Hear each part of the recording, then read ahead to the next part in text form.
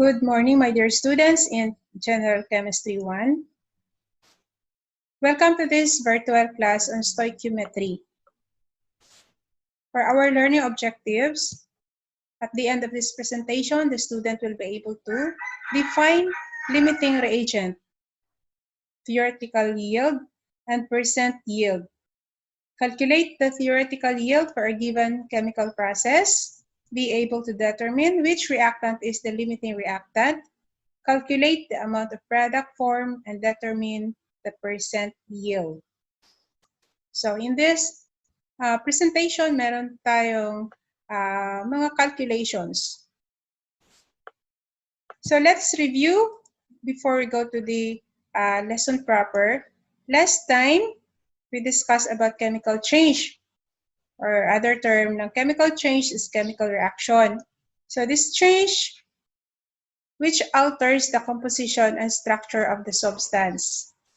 Simply, there is a disappearance of reactant or reactants and appearance of the product or products.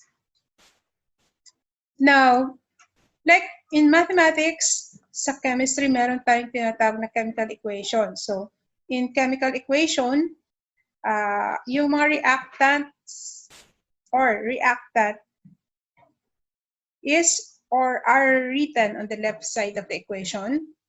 And then we have this arrow to indicate produce, to indicate yield. And to the right of that arrow are the products or is product.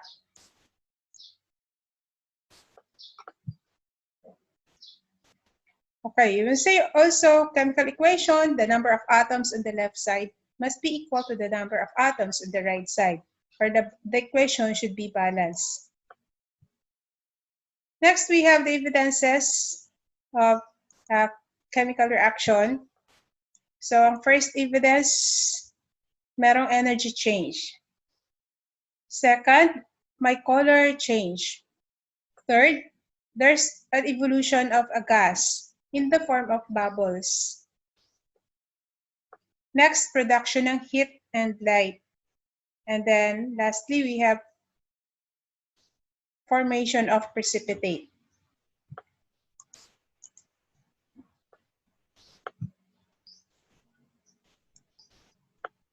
So there are types of chemical reactions. First is the combination reaction. This is of type A plus B to form AB. So this is when two or more substances react to form one product. So A plus B to form AB. So isang product, dalawang reactants. Another decomposition reaction. It is a reaction in which two or more substances are produced from a single substance. Kabaliktaran ng type of reaction 1. So when we have AB and would decomposes into A and B. Next is single replacement or displacement reaction. It is when one element replaces another in its compounds. We have A plus BY to form AY plus B. So A would replace B. But then we have a rule, A should be more active than B for A to replace B. So in fourth type of chemical reaction, we have this metathesis or double replacement. This is simply exchange of partners. So two compounds react to form two new products or two new compounds. Now, sa pag-exchange ng sa double replacement, sa pag-exchange ng partners, no, there should be a plus positive part and negative part ng compound formula.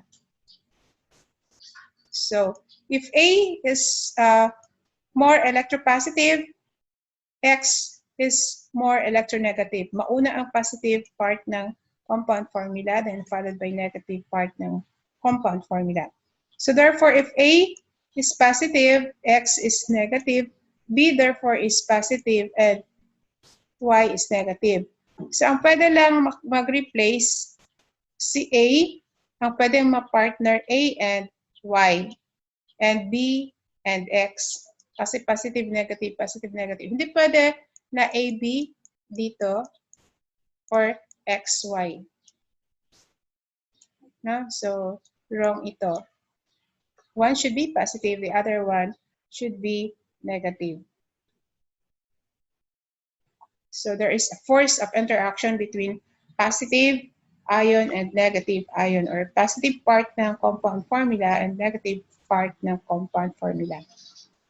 So again, ang products na ma-predict natin, AY and BX. Walang AB, walang XY.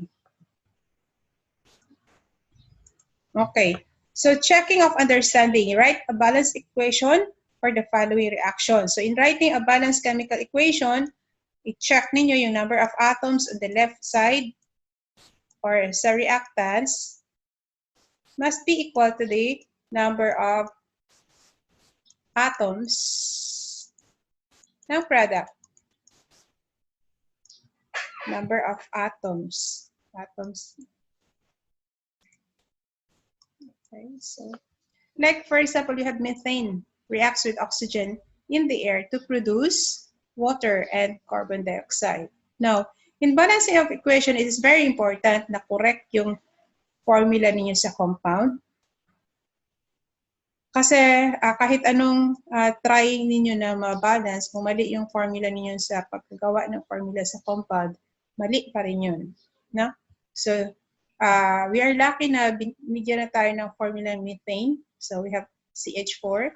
And oxygen, we say oxygen, hindi lang yung O. Kasi oxygen is a member of diatomic molecule. So, dapat O2 yan.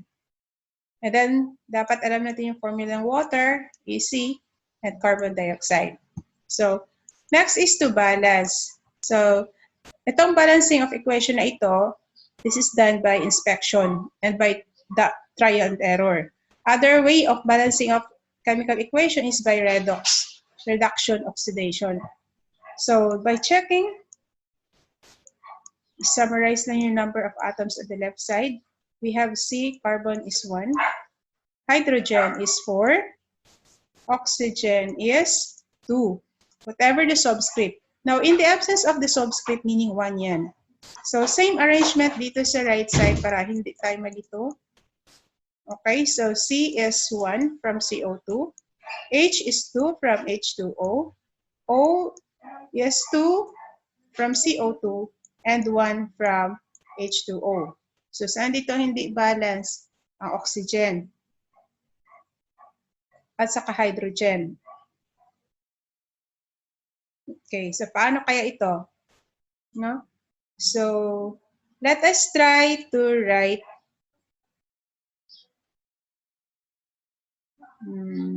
H, no? So, i-try natin na lagyan dito.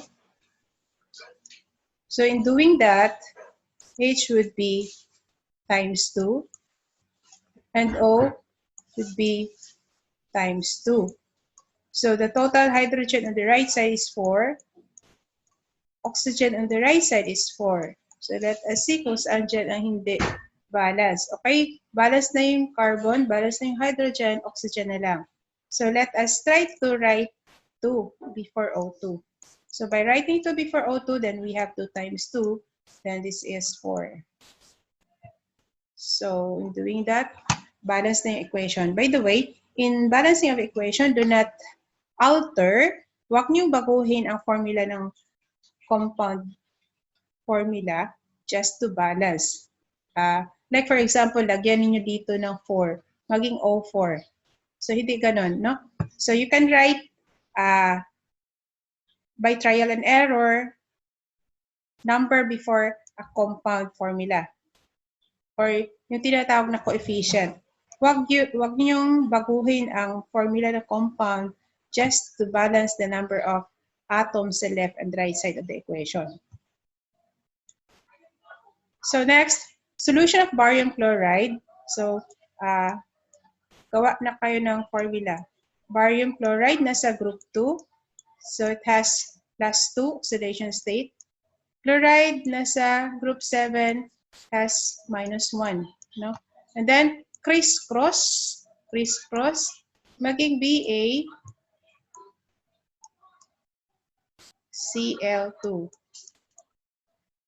And sodium sulfate, sodium is Na with +1. Sulfate is SO4 with charge -2. And then crisscross, baba ang power. Then add meaning plus Na2SO4. Okay. React to form precipitate of barium sulfate. So si barium, meron ng +2. Yung sulfate SO4 with net charge na -2. -2 and +2 divisible by 2 ito. So maging +1 minus 1. That's why the formula of barium sulfate is BaSO4.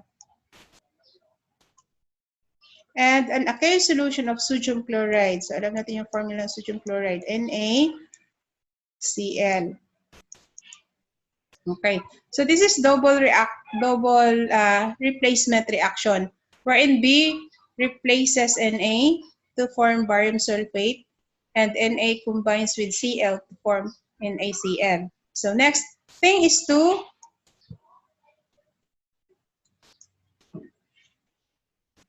check the number of atoms on the left side. We have Ba, and we have fluorine. We have Na, S, and O. So same arrangement dito sa right side. Ba, Cl, Na, S, and O. So how many barium atom in the right side? 1. Fluorine, 1. Na, 1. S, 1. And O, 4. In the left side, we have barium 1. Again, in the absence of subscript, kung wala kayong makitang number, meaning 1. Fluorine 2. Na 2. S1, oxygen 4. Saan kaya ang hindi balance dito? Yung Na, no? Let's try to write Na sa right side. So in writing that, naging 2 ito. At UCl affected, 2. So Ba1, Cl2, Na2, SO4. So by writing 2 as coefficient ng NaCl, balance na yung equation. Okay, so next, carbon monoxide. Carbon monoxide is CO. Reacts with oxygen, O2. As I have said, diatomic molecule ng oxygen to produce carbon dioxide. To produce CO2. Okay, check. So left side, we have carbon 1, oxygen 1 plus 2. 1 from CO, 2 from O2, and then carbon on the right side, 1, oxygen 2. So paano ito i-balance? So let us try to write 2.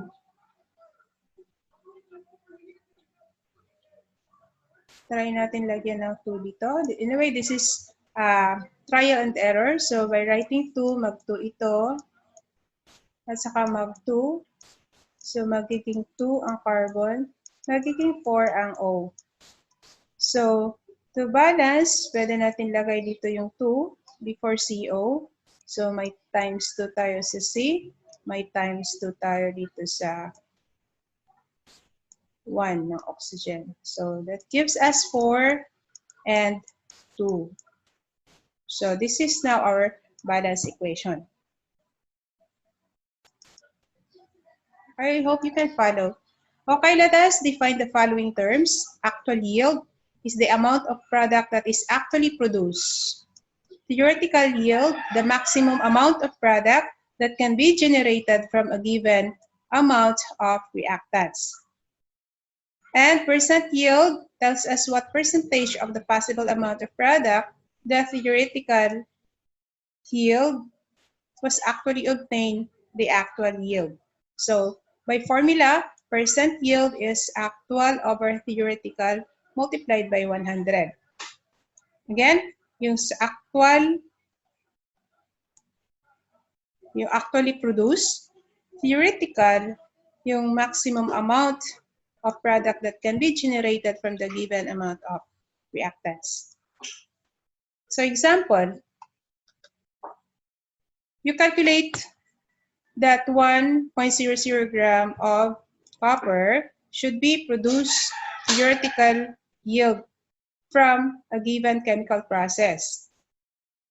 So after you ran the experiment, you found out that 0.860 grams of copper obtained. So calculate the percent yield for this process. This is theoretical. This is actual. Okay, so to find percent yield, just follow the formula. This is actual over theoretical times 100. Okay?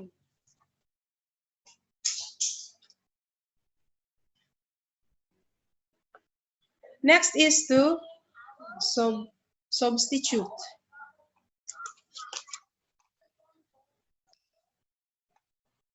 Factor is 0.860 gram copper divided by 1.00 gram copper na theoretical times 100, then the percent yield is 86%.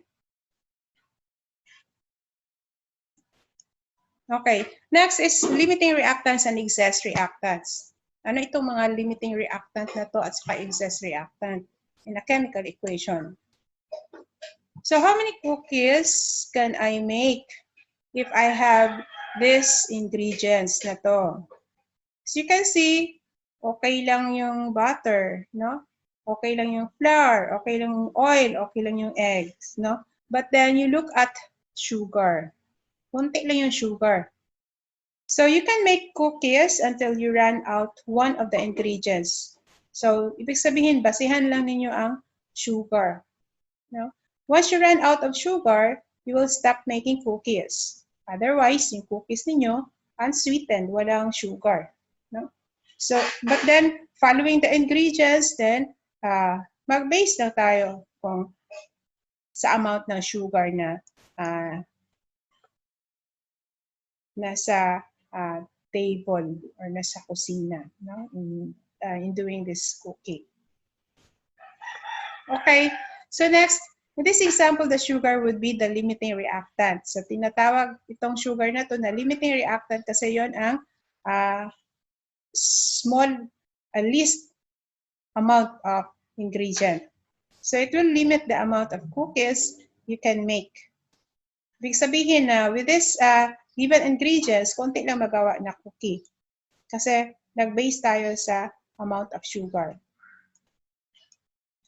Okay. Kung ang sugar ang limiting reactant, the rest, itong butter, flour, oil, eggs, are excess reactant. No? Again, limiting reactants is sugar. The rest are excess reactant. So example, you have 16 slices of bread and 10 slices of ham. If each sandwich requires 2 slices of bread and 1 slice of ham, how many sandwiches can you make and what ingredients will be left over? Left over as excess. Okay. We have 16 slices divided by 2 kasi dalawa ang kailangan sa paggawa ng sandwich. So that's why 8 pairs, no? And then 10 slices of ham divided by 1 is 10. So how many sandwiches ang magawa? So base tayo sa 8, no? So therefore, the limiting reactant is the bread and excess is the leftover. ham. No? So, yan ang pagka-determine natin kung ano ang limiting at saka excess reactants. Okay. So, limiting reactant or limiting reagent is the reactant that is completely consumed in a given reaction. While excess reactant or excess reagent, when there is more reactant available than is required to react with other available reactants.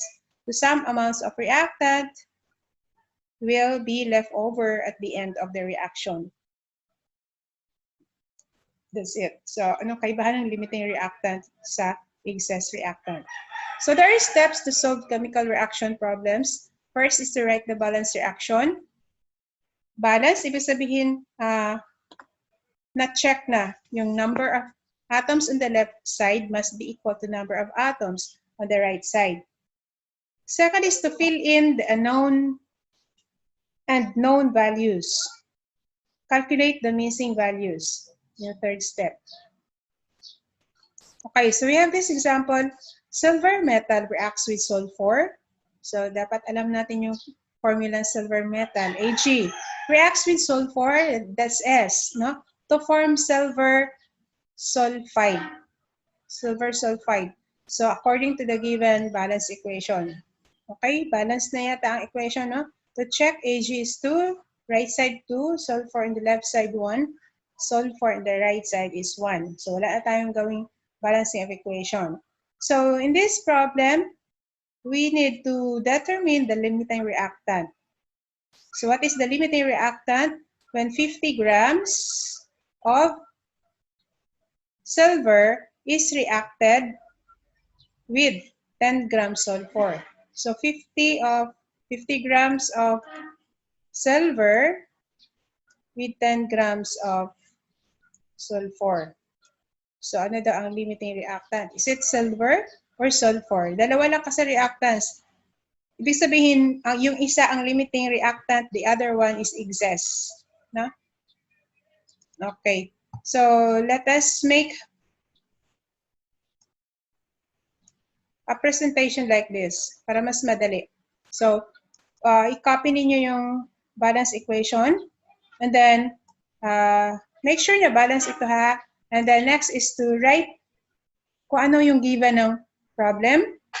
Ano ang given sa problem? We're given 50 grams of silver and 10 grams of sulfur. Next, using the atomic number pag elemental, pag atom siya, pag uncombine, element niya siya, so use atomic mass. Pag, for example, ganito na, combine na, then use molecular mass. Okay? So, from the periodic table natin, yung silver is 107.87 grams per mole. Ito yung atomic mass ng silver. Atomic mass naman ng sulfur is 32.7 grams per mole. Next is determine the mole ratios. Yung mole ratios, yun ang result after balancing of equation. This means 2 moles of silver would react to 1 mole of sulfur to form 1 mole of silver sulfide. Okay, so again, ang 2 na ito galing yan sa balance equation. In the absence of a number before S, meaning 1. Okay, next is to find the mole of silver and mole of sulfur. So, to compute for mole of silver, this is mass over atomic mass. No? So, from 50 grams of silver, multiply that by 1 mole of silver is to 107.87 gram of silver dito. And then cancel the unwanted units, gram silver and gram silver. That gives us mole of silver equal to 0.464. And next is to compute for mole of sulfur. So to compute for the mole of sulfur, we need the mass of sulfur, which is 10 grams And then multiply that by 1 mole of sulfur is to 32.7 grams of sulfur. Ito. Na? So again, next is to cancel unwanted units. That gives us moles or mole sulfur. Okay. Paano natin malalaman yung limiting at saka excess reactant sa dalawa? Okay. So dito sa next step, find the moles of sulfur that would be required to react with all of the given silver. So from 0.464 moles silver, we have to multiply that by the ratio ng moles or mole proportion ng S and Ag. So 1 mole of sulfur would react to 2 moles of silver. So with this, na-cancel ito. That gives us moles sulfur. So ibig sabihin, kasi sa sulfur dito, meron tayong 0.312 moles of S. Ang ma-react completely is only to 0.232. So, ano ang meaning niyan? So, the amount of sulfur actually present is 0.312. So, yun ang nakita natin kanina sa computation. And the amount of S that is required to fully react is only 0.232. Therefore, or since there is more sulfur present than what is required to react, therefore the sulfur is the excess reactant.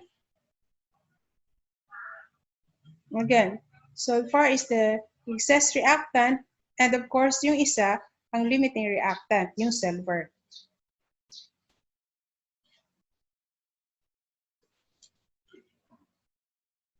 Okay, so yan ang pag-determine kung excess ba or kung limiting reactant pa yung given.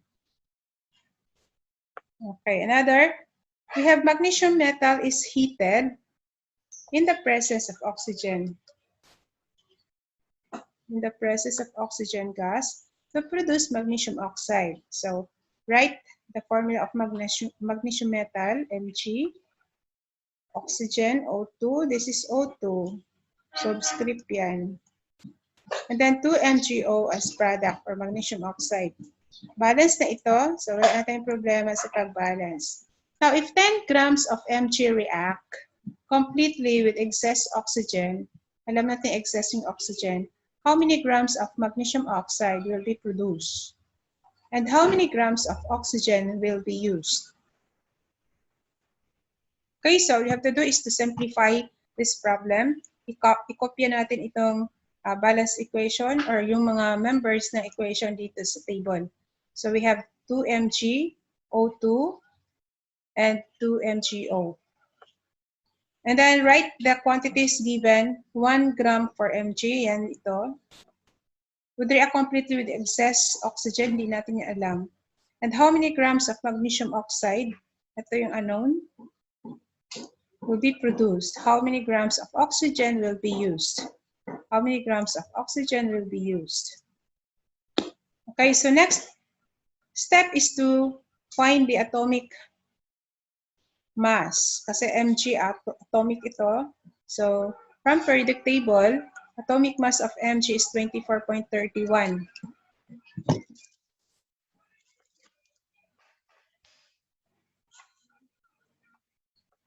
Oxygen, 16 times 2.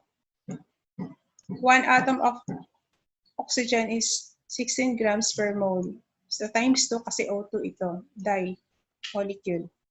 And then MgO, if Mg is 24.31 grams, oxygen is 16, then add, we have 0.31, 0.01, 40. So 40.31 gram per mole is the mass of MgO. Mass of MgO in 1 mole MgO is 40.31. Okay, so pag naplastada na ito, then pwede na tayo mag-compute, no? So to answer how many grams of magnesium oxide And we have 1 gram mg. That's from the given. And then use the atomic mass. So this is done by dimensional analysis. Isang linya lang, sagot agad. No? So i-arrange lang ninyo kasi gram mg ito, dapat sa ilalim yung gram mg, sa taas yung mole. So 24.31 gram mg, sa taas yung 1 mole mg. Multiplied by, we have this ratio, 2 MgO would form from 2 mg. So we have that 2 mole mg, ito yun, is to 2 mole MgO. Yan. So mole to mole ratio ng mg to MgO. Next is the using the molecular mass of MgO. So, since mole MgO ito, ipailalim natin yung mole MgO, sa taas yung G MgO or gram MgO. So after that, multiplying, mas makancel itong gram mg with gram mg, mole mg with mole mg, mole MgO with mole MgO. That gives us gram MgO equal to 1.66. Okay, so na-solve na natin yung mass ng MgO or magnesium oxide. Next is how many grams of oxygen will be used. So to compute for the mass of O2, then start pa rin tayo kung ano ang given sa problem. Itong 1.0 gram of Mg. So yan. The next, use again the atomic mass of Mg. In a sense na pwede natin makancel yung gram Mg. No? So same position. Okay, 24.31 gram Mg. And then we have 1 mole Mg. Next, this time, ang 2 and 1, coming yan dito sa 1 before Mg, ay before O2. No? So 2 is to 1. 2 moles of Mg would react to 1 mole of O2. This is O2. And then finally, use the molecular mass of O2. 16 times 2 is 32 gram of O2. Subscript. And then multiply. Cancel the unwanted units. Gram Mg, mole Mg with mole Mg, mole O2 with mole O2. That gives us gram O2. Gram O2 equal to 0.664. Now, ano itong mga numbers na ito? Kasi, ang ibig sabihin nito, in 1 gram of Mg, maka-form yan ng 1.66 gram of MgO. At yung kailangan na mass ng O2 is 0.664 gram. So kung excess, marami, sobra ang O2. Another example, 10 grams of glucose with formula C6H12O2. Glucose is a kind of sugar. React in a combustion reaction. It's burning, no? How many grams of each product are produced? Okay. So we have the equation. This is balance.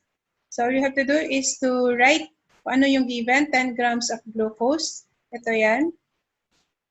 React in a combustion reaction. How many grams of each product are produced? So question mark and question mark. So isa-isahin natin ito. Ibig sabihin na, let us consider glucose in finding mass of CO2 and glucose in finding mass of H2O. Okay, so mauna tayo sa mass of CO2. So before that, we need the following molar masses. So mga molar masses ng glucose. Okay. So pagkuha ng molar mass, summarize ninyo itong elements ng glucose, C, H, and O. And then next is to indicate number of atoms in a formula, 6, 12, 6. And then next is the atomic mass from the periodic table. Carbon is 12, hydrogen is 1, oxygen is 16. So I rounded off kasi ayoko merong decimal places para hindi tayo maraming numbers dito. No? So hydrogen is 1 again, oxygen 16. And then multiply and add. 16 times 12 is 72. 12 times 1, 12. 6 by 16 is 96. Then 72 plus 12 plus 96 is 180. So 180 grams per mole is the molar mass of glucose. The next, the molar mass of CO2. We have C and O in the absence of subscript, meaning 1, and then 2. Again, in finding CO2, molar mass of CO2, ikopya ninyo yung C, yung O, and then write the number of atoms in a formula. In the absence of number, meaning 1. Oxygen 2, multiplied by atomic mass from the periodic table. Carbon is 12, 16 for oxygen. Multiply and add. So that's why we have 44 grams per mole ng CO2. And for water naman, isulat niyo yung H and O, yung number of atoms sa formula, 2 and 1. In the absence of numbers sa O, meaning 1 yan. And then multiplied by atomic mass ng hydrogen at saka oxygen. Multiply and add. So the molar mass of water is 18. So balikan natin yung ito. So that is why we have 180 gram for glucose, 44 grams per mole ng CO2, and 18 grams mole for H2O. Okay. So to compute for the mass of CO2, base tayo kung ano yung given. Diyan tayo mag-base always, no, kung ano ang given. So this is gram of, ikopya ninyo kung ano yan. That's gram of glucose. And then again, position na makancel yung gram ng glucose by the use of molecular mass. So over 1 multiplied by 1 mole C6H12O6 over 180 gram C6H12O6. The next to that is the mole proportion. Nasa computation ng CO2 tayo, so let us consider this 1 mole of glucose is to 6 moles of CO2. So yan ang ilagay dito. Itong part na to. And finally, using the molar mass of CO2, so i-position niyo yan na makancel yung mole CO2 sa ilalim yan, sa taas yung 44 grams CO2. And then, next is to cancel the unwanted units, gram glucose with gram glucose, mole of glucose with mole of glucose, mole of CO2 with mole of CO2. Then our unit therefore is grams of CO2.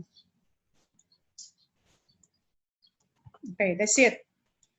So na-compute na natin yung mass yield ng CO2.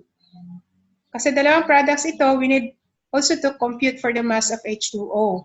Again, to compute for mass of H2O, magbe-base tayo sa kung ano ang given na amount ng glucose. Ito.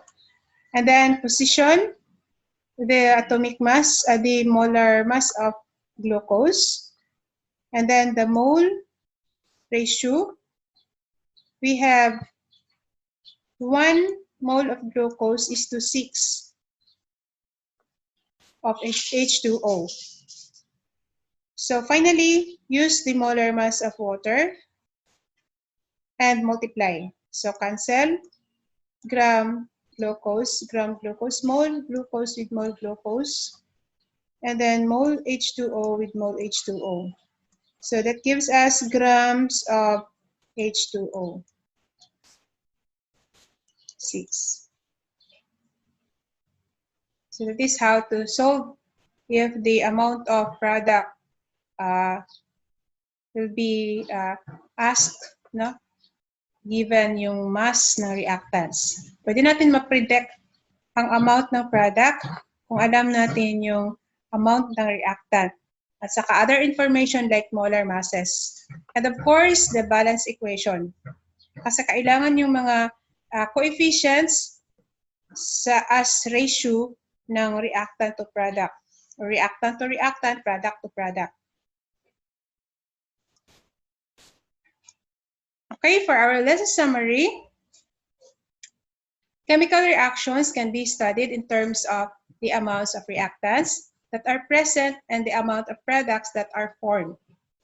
The balanced chemical equation describes the relative amount of reactants and products that are consumed and generated by a given chemical process. Reactants combine in fixed mole ratios. The amount of each reactant needed to generate a certain amount of product can be determined with the stoichiometric calculations. Yung pag-solve natin kanina, yun ang tinatawag na stoichiometric calculations. So in cases where one reactant is used up before the others, we can describe the reaction in terms of limiting reactant and one should be excess reactant, yung dalawa. The actual and theoretical yield for a given reaction are often related by calculating a percent yield. So percent yield is the actual over theoretical times 100. Okay, that's all for today.